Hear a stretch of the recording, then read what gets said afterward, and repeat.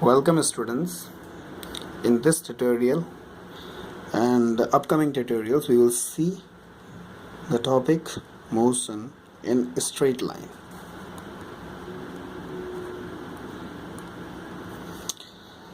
So we should know what is motion. Motion is the change in position of an object with time. If a particle is at position x1 at time t1 and at time t2 is at position x2, then what happen? The change in position with respect to time, this change is known as motion. And today we will see motion in a straight line, and whenever the motion is in a straight line, then that kind of motion is known as rectilinear motion. Now, there are some important definitions to study motion in a straight line, and in which first comes its position. As I describe motion, so first we should know what is position. Position. For knowing the position of an object, we choose a reference frame. And for reference frame, we see coordinate system. In coordinate system, three perpendicular lines, x, y, z. These are mutually perpendicular lines intersecting each other at point O, which we choose as a reference point. And for knowing the position, if the car is at a position, if our car is at a position and the point is named as A, then its position will be recorded by x, y, z. X, y, z will represent the position of the particle or car at a point A. And whenever we see the position with time, that means we fix clock in coordinate system, then it becomes frame of reference.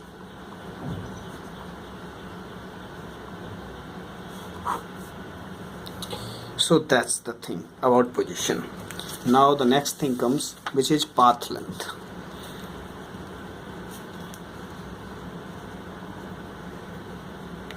Path length is the total distance traversed by any object.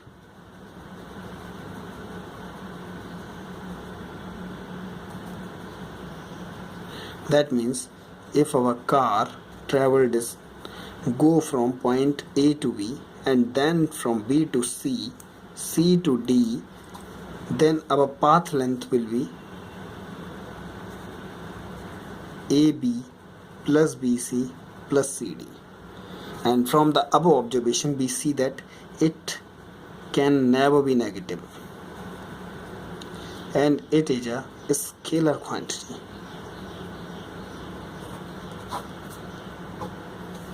Now the next thing comes, which is very important in studying motion, that is displacement.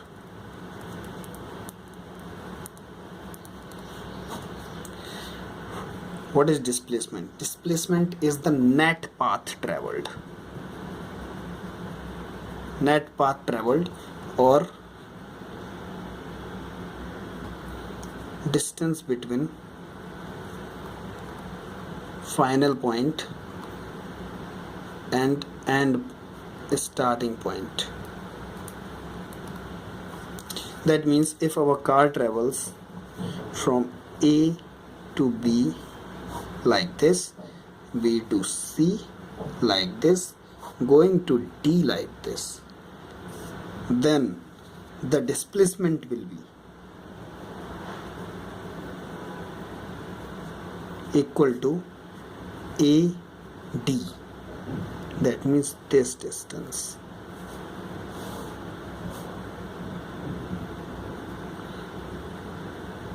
This part will not be included in displacement because it is the distance between the final point and the starting point. If a particle go in circular motion like this and return back to point A, then displacement will be 0. So what we observe is displacement is a vector quantity. And second thing, it can be positive, negative, or 0, and it is simply given by if it is a one dimensional motion or it is a straight line motion, and if it is along x-axis, then it will be represented by distance displacement x is equal to x2, that means final coordinates for displacement minus x1 initial coordinates for this. This is what displacement is all about. And now the thing, uniform motion. Uniform motion is also a very important definition. When we talk about uniform motion, we see an object changing position in equal intervals of time. That means if a particle travels 2 meter distance in 10 seconds, the next 2 meter it will also travel in 10 seconds. That means the distance which it travel will be in equal interval of time.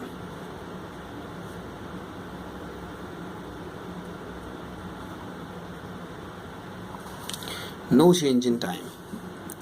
And for representing stationary or uniform motion of an object in graph, we see position time graph.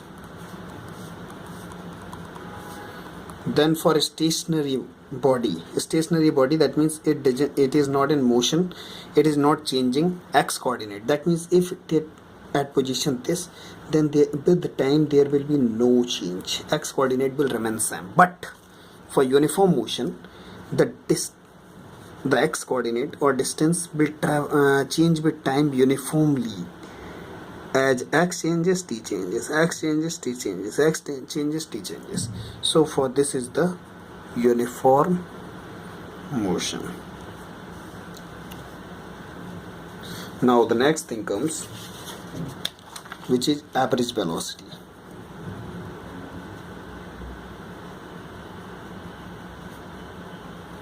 Average velocity, it's somewhat defined as displacement upon time.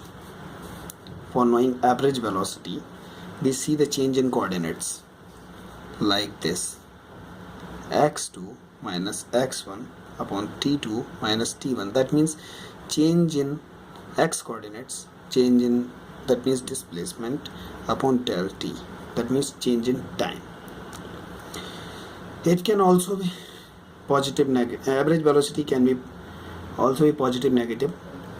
And when we see position time graph of this velocity with time velocity,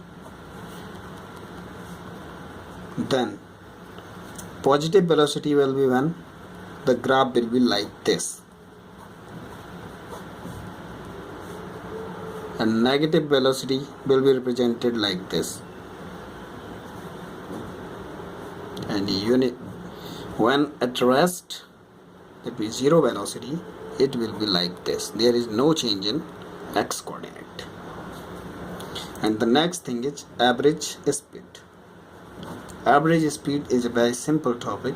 It is represented by total path length which is covered by the object divided by total time spent. So this is all about this. These are all our basic concepts, and next we will go some deep in motion in a straight line. Thank you for watching this.